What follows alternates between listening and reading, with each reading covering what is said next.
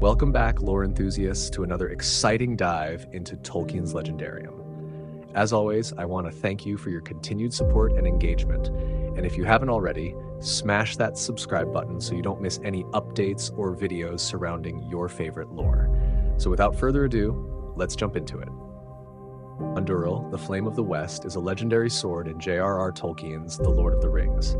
Its history is rich and deeply intertwined with the fate of Middle-earth, spanning centuries of war, triumph, and the enduring struggle between good and evil.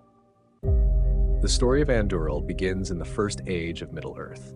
During this era, the famed dwarven smith Telchar of Nogrod first forged the blade, known during that time as Narsil. Narsil was no ordinary sword. It was imbued with the strength and craftsmanship of the dwarves, making it a weapon of great renown and power. It was forged alongside its knife mate, Angrist, the knife used to remove the Silmaril from Morgoth's crown.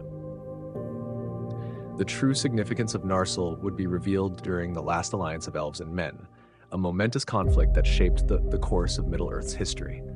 Elendil and his son Isildur led the armies of men against the forces of Sauron, the Dark Lord who sought dominion over all of Middle-earth. In the climactic battle on the slopes of Mount Doom, Elendil and Gil-galad, the High King of the Elves, confronted Sauron in single combat. Though they fought valiantly, both Elendil and Gil-galad perished in the struggle, but not before dealing a mortal blow to Sauron, causing him to lose his physical form. In his dying moments, Elendil's sword, Narsil, was shattered in two beneath him, broken into pieces by the force of his fall. However, the hilt and the shards of the blade were preserved as relics of the fallen king, a symbol of the valor and sacrifice of the men of the West. Isildur, Elendil's son and heir, took up the hilt of Narsil and used it to cut the One Ring from Sauron's finger, thereby vanquishing the Dark Lord and bringing an end to the War of the Last Alliance. With the defeat of Sauron, Isildur claimed the One Ring as his own, unaware of its corrupting influence. Isildur's possession of the One Ring would ultimately lead to his downfall. In the Gladden Fields, he was ambushed and slain by orcs while on his way back to his kingdom of Arnor. The shards of Narsil were then passed to Otar, his squire, to deliver to Rivendell. The broken remnants of Narsil would lie forgotten until the Third Age, when the fate of Middle-earth hung in the balance once again. It was during this time of darkness and despair that a new hero emerged, destined to wield the sword of Elendil and fulfill the prophecy of the return of the king. That hero was Aragorn, also known as Strider, a ranger of the North who had long concealed his true identity and heritage. Aragorn was the direct descendant of Isildur and the rightful heir to the throne of Gondor. With the guidance of Elrond, the Lord of Rivendell, Aragorn set out on a quest to reclaim his birthright and unite the free peoples of Middle-earth against the growing threat of Sauron.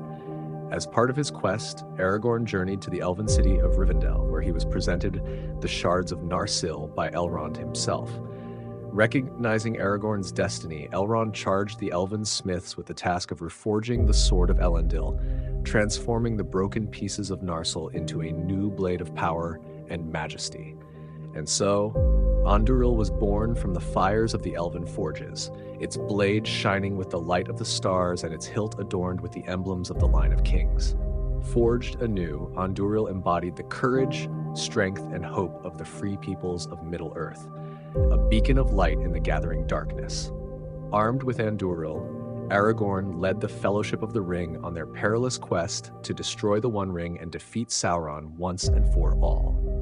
Throughout their journey, Andúril served as a symbol of Aragorn's rightful claim to the throne of Gondor and his unwavering commitment to the cause of good. The reforged blade served first to recruit the dead men of Dunharrow to aid in the Battle of Minas Tirith, turning the tide of battle against Sauron's advances from Mordor. As a result, the dead men could finally be laid to rest through the power of the heir of Isildur. In the final battle, before the Black Gates of Mordor, Andúril blazed forth in the hands of its rightful king, as Aragorn led the charge against the forces of darkness. With the aid of Frodo Baggins, the bearer of the One Ring, and the timely intervention of the Eagles, Sauron was finally overthrown, and his reign of terror came to an end. Andúril's journey did not end with the defeat of Sauron, however.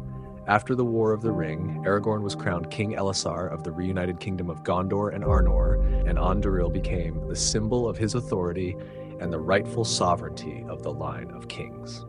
Throughout the ages, Andúril remained a potent symbol of hope and renewal, a reminder of the courage and sacrifice of those who came before and the enduring legacy of the free peoples of Middle-earth.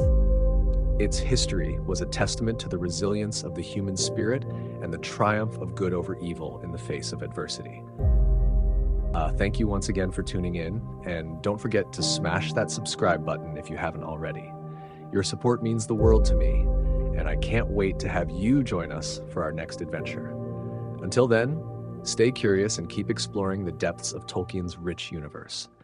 Farewell for now, and I eagerly anticipate our next rendezvous.